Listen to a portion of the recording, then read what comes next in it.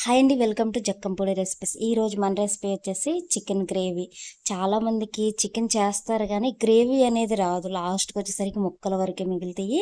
అలా కాకుండా chicken gravy అనేది ఎలా రావాలి ఏంటనేది ఈ వీడియోలో చూపిస్తాను. మనం చాలా రకాల రెసిపీస్ చేస్తూ ఉంటాము, తింటూ ఉంటాం, కానీ కొన్ని కొన్ని మాత్రం మన ఫేవరెట్ అయిపోతాయి అనమాట. అందులో ఈ చికెన్ గ్రేవీ ఒకటి. ఇప్పుడు ఎలా చేసుకోవాలి ఏంటనేది కూడా ఈ వీడియోలో చూపిస్తాను. ఏమి లేదండి, చిన్న చిన్న టిప్స్ అనమాట, అందరికీ తెలిసినవే, కానీ ఒకసారి ఫాలో అవుతే మంచి రెసిపీని ఎంజాయ్ చేస్తాం. ఇప్పుడు ఒక బౌల్ తీసుకోండి. నేనైతే కేజీ చికెన్కి వచ్చేసి మీకు కొలతలు అనేవి చెప్తున్నాను. ఈ కేజీ చికెన్ని ముందుగానే ఉప్పు వాటర్లో నానబెట్టనండి. ఉప్పు వాటర్లో నానబెట్టడం వల్ల మనకి జ్యూసీగా టెండర్గా ఉంటుంది. చికెన్ కూడా మనకి నీచు వాసన రాదు, ప్లస్ మనకి చికెన్ అనేది చాలా బాగా కుక్ అవుతుంది. ఇప్పుడు ఇందులో పసుపు వచ్చేసి 1 టీ స్పూను, సాల్ట్ వచ్చేసి 2 టీ స్పూన్ల వరకు వేసుకోండి. మనం మ్యాగ్నేట్ చేస్తున్నాం కాబట్టి గల్లులుప్పు అయినా సరే వాడుకోవచ్చండి. ఇప్పుడు సాల్ట్ కూడా యాడ్ చేసుకున్న తర్వాత కారం వచ్చేసి ఒక 3 టీ స్పూన్ల వరకు తీసుకున్నాను. నేను చిన్న టీ స్పూన్తో తీసుకున్నాను కాబట్టి 3 టీ స్పూన్ల వరకు తీసుకున్నాను. అదే మీరు పెద్ద టీ స్పూన్తో తీసుకుంటే 2 టీ స్పూన్లు తీసుకుంటే సరిపోతుంది. అదే కారం తక్కువ తినేవారైతే ఒక 1.5 టీ స్పూన్ వరకు తీసుకుంటే సరిపోతుంది, ఎందుకంటే మనం పచ్చిమిర్చి కూడా యాడ్ చేస్తాం కాబట్టి. కానీ మనకి చికెన్ కర్రీకి ఎప్పుడైనా సరే కొంచెం కారం ఘాటు అనేది ఎక్కువ ఉంటేనే నీచు వాసన రాదు, టేస్ట్ అనేది కూడా బాగుంటుంది. అలాగే ఇందులో పెప్పర్ వచ్చేసి ఒక 1/2 టీ స్పూన్ వరకు వేసుకున్నాను. లెమన్ వచ్చేసి ఒక కాయ తీసుకొని మొత్తం కూడా పిండేయండి. మనకి లెమన్ పిండడం వల్ల కర్రీ అనేది చాలా రుచిగా ఉంటుంది. పులుపు అనేది అస్సలు యాడ్ అవ్వదండి. మనకి కుక్ అయిన తర్వాత మనకి డిఫరెంట్ టేస్ట్ అనేది వస్తుంది అనమాట, లైట్ పులుపుతో. ఒకసారి ట్రై చేయండి. ఇది మొత్తం కూడా బాగా కలిపేయండి ఇలాగా. ఈ పులుపు, ఉప్పు, కారం మొత్తం కూడా ఈ చికెన్కి చక్కగా పట్టేసి మనకి మ్యాగ్నెట్ అయిపోతుంది అనమాట. ఇలా కలుపుకొని పక్కన పెట్టండి. ఒక అరగంట సేపు పక్కన పెట్టండి. ఫ్రిడ్జ్ ఉంటే ఒక గంట సేపు మీరు ఫ్రిడ్జ్లో పెట్టారంటే చక్కగా మనకి ముక్కకి ఈ మసాలా మొత్తం పడుతుంది అనమాట. ఇప్పుడు గ్యాస్ వెలిగించుకొని ఒక కళాయి పెట్టుకోండి. అందరికీ అర్థం అవ్వాలని నేను కొంచెం వీడియో అనేది ఎక్కువ లెంత్లో చేశాను అనమాట. ఇందులోనే ఒక 100 గ్రాముల వరకు ఆయిల్ అనేది వేసుకోండి. మీకు స్పూన్ల రూపంలో చెప్పాలంటే ఒక 4 స్పూన్ల వరకు ఆయిల్ అనేది వేసుకుంటే సరిపోతుంది. నేను ఉల్లిపాయ, పచ్చిమిర్చి, మీడియం సైజ్ ఉల్లిగడ్డ ఒకటి, పచ్చిమిర్చి ఒక 4 తీసుకుని ఇలా పేస్ట్ కింద పట్టానండి. మీరు చిన్న చిన్న ముక్కల కింద అయినా కట్ చేసుకొని ఫ్రై చేసుకోవచ్చు. ఈ పేస్ట్ మొత్తాన్ని ఇప్పుడు మనం బౌల్లో వేసుకొని ఇలా మనకి కలర్ అనేది చేంజ్ అయ్యే వరకు కూడా మనం స్లోగా కలుపుకుంటూ హై ఫ్లేమ్లో పెట్టేసి కుక్ చేసుకోండి. మనకి ఇందులో ఉన్న పచ్చివాసన పోయే వరకు కూడా కుక్ చేసుకోవాలి. ఇందులోనే ఫ్రెష్గా నూరుకున్న అల్లం వెల్లిపాయ పేస్ట్ వచ్చేసి ఒక 2 టీ స్పూన్ల వరకు వేసుకొని ఈ అల్లం వెల్లిపాయ పేస్ట్లో ఉన్న పచ్చివాసన పోయే వరకు ఇలా ఫ్రై చేసుకోండి. మనకి ఇందులో ఉన్న పచ్చివాసన పోయి ఆయిల్ చక్కగా పైకి తేలుతుంది అనమాట. చూడండి, మనకి ఇలా వస్తుంది అనమాట.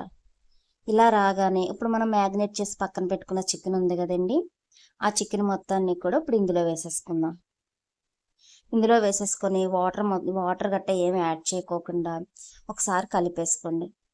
చూడండి, మనకి చక్కగా మ్యాగ్నేట్ అయిపోయింది. ఉప్పు, కారం చక్కగా పట్టి.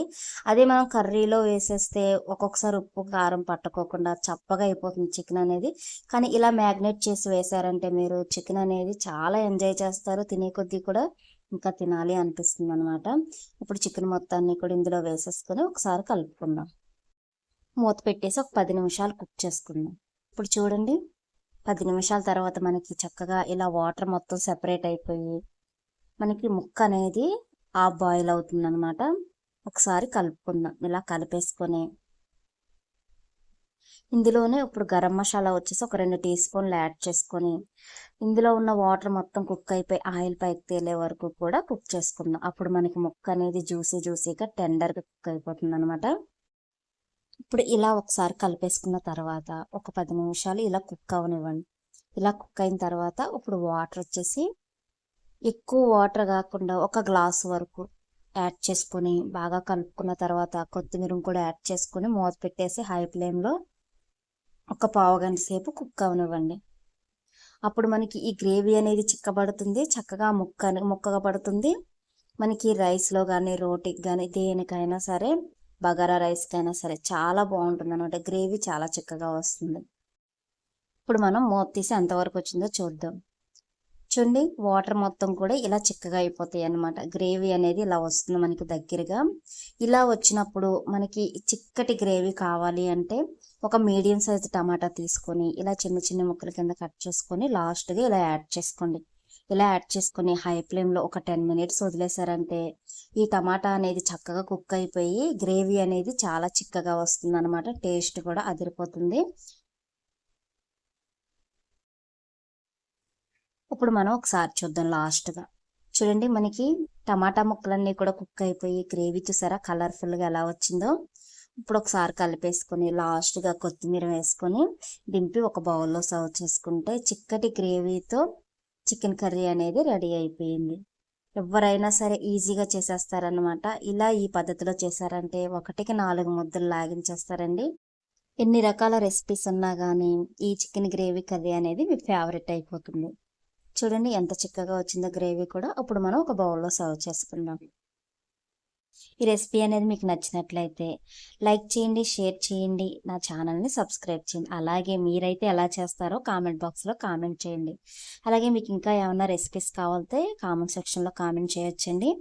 కొత్తగా ఎవరైనా చూస్తున్నట్లయితే బెల్ ఐకాన్ ప్రెస్ చేస్తే అందులో ఆల్ అనే బటన్ ఉంటుంది. ఆ బటన్ ప్రెస్ చేస్తే నా నోటిఫికేషన్స్ అన్నీ కూడా చూడొచ్చండి. Thank you for watching.